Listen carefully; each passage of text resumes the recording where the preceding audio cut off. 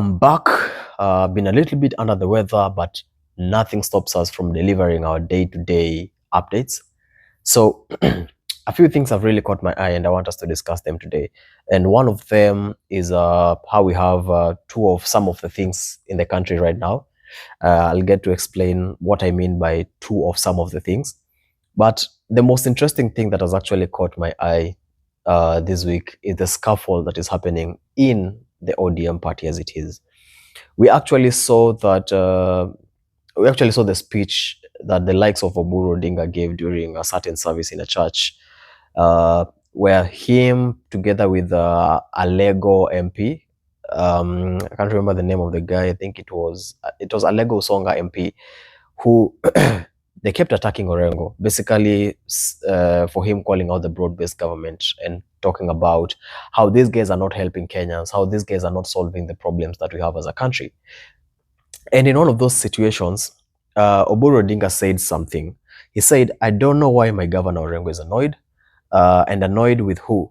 The truth of the matter is ODM is in broad-based government. The likes of Orengo are vomiting on us. Why don't they move out and vomit there?"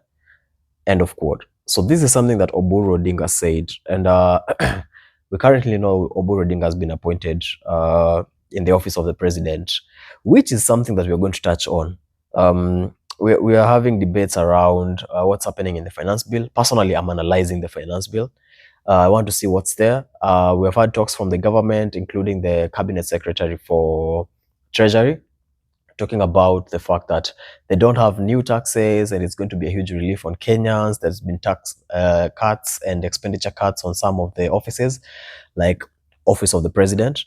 We really want to scrutinize the finance bill, and people have come up with different ways of summarizing that.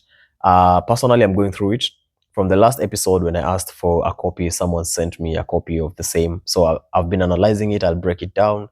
We have seen discussions around split of the office of the president into sub-departments, and people talking about how some departments like office of the spokesperson or spokesperson of the government is actually getting almost twice or thrice their yearly budget. We have seen budget allocations for things like state house renovations and all that. All this falls under the office of the president, but we'll get to discuss that in a later episode. So this time round, I just want to look at what is happening in the ODM party. And it is such a sad situation whereby we have seen the ODM party being this flag bearer for fighting for the rights and the needs of Kenyans, all the way to being in the pocket of the current sitting regime. I'm not in any position to judge who takes what home. We all say people have a price, but again, are people really supposed to take up something and give up their own free will to do things and say things? Like Orengo. Orengo is really trying to fight for the people of his county and basically the country in general. But if you see guys like Oburu Odinga, guys like the Alego Songa Member of Parliament, Samuel Atandi, who are really pushing him to the corner and asking him to step down if he's really going to criticize the broad-based government. Let me know what you think about that. And when I talk about two of things, the same person, Oburu Odinga, said that he's a truthful man.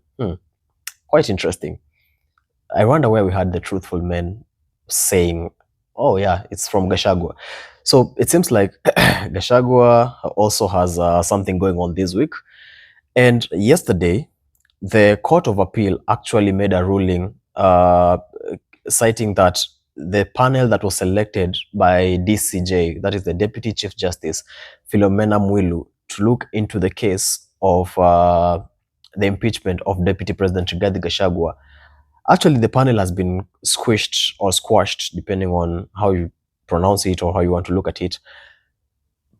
When the ruling has already happened, I really wonder what's happening in this country. Does it mean at this moment we're not so sure if the DP was impeached? Or is it that since the Senate decided to push for his impeachment, he stands impeached until otherwise decided by the Court of Appeal? I leave that to anyone who is a law student, who is a law practicing citizen, to let us know what's happening in that sector. And we all know it's going to be a circus come tomorrow during the church sermons. We're going to see attacks all over the place. We're going to see people fighting. And I don't think it's supposed to be this crazy, because the whole panel that's supposed to decide this was supposed to be elected or selected by the Chief Justice. Now, if the Chief Justice works with the Deputy Chief Justice, does it mean that in a position where the Chief Justice is not able to appoint or is not available to appoint, the Deputy Chief Justice can actually appoint? These are questions I want people to ask themselves. These are questions I want Kenyans to look into. It seems like for a very long time, we have been ignoring what our constitution says and what our constitution mandates us to do and not to do. So let's see where this all is going to go to. The entire judge panel consisted of Eric Ogola, Anthony Mrima, and Fred Mugambi. So the panel is no longer legal. It has been squashed. We need to see what happens from here henceforth. We have also seen different situations. We have had a couple of terror attacks, mostly on security forces of our country. And it's a sad thing to see members of the disciplined forces being killed. I know right now people are in a very angry state in the country, but I want us to be objective for a minute. There's no point or no way we are going to celebrate terrorists attacking and killing members of our disciplined forces. I don't think that is patriotism of any caliber. If you're fighting for the liberation of your country, you should be at the front line fighting for the end of terrorism attacks, whether it's directly aimed at the disciplined forces or aimed at the citizens. Yeah. And I think it was last week that we saw a certain case whereby they have started discovering explosives. They have started discovering small terror groups that are forming in Kenya and all that. And the reason I'm talking about this, it's because just last week, between 5 to 8 members of our disciplined forces were actually killed in an Al-Shabaab terror attack. And this brings up mixed feelings. We have seen cases of Westgate, cases of Dusit. We have seen cases of, there's that bus that, not a bus, is it a bus or a matatu that exploded a few years ago? And it's not something to joke about. And if we as citizens want to squash this and want to have a safe country, I think it's high time we provide support where it needs to be provided. I know we demand accountability and all that, which is fully justified. Let's demand for that, but also let's reprimand any kind of economic sabotage or human killing of any form, whether it's through bombing, through whatever it is. Let's just condemn that. And speaking about terror attacks, bombing and all that, we have seen a couple of things happen internationally. So recently we have seen the war between Pakistan and India, two countries who actually have nuclear weapons on their hand. And I don't think most people out here understand the impact of nuclear weapons and what it can actually do in the current time if we actually get to that point. So we have witnessed war between Ukraine and Russia. We have witnessed war between Israel and Gaza. We have witnessed wars between Israel and Iran, US, and so many other countries. But the India and Pakistan war has been looming at the corners or in the dark for a very long time. You know, most people don't really know this, but the border between India and Pakistan can actually be seen from the International Space Station. It's crazy. So if you're in the International Space Station up there, it's very easy for you to spot the borderline between India and Pakistan, well lit, well guarded and all that. This is because there has been a lot of tension between the two countries.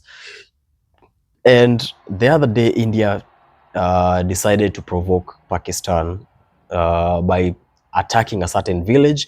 and killing a child amongst other adults who are also killed, unfortunately.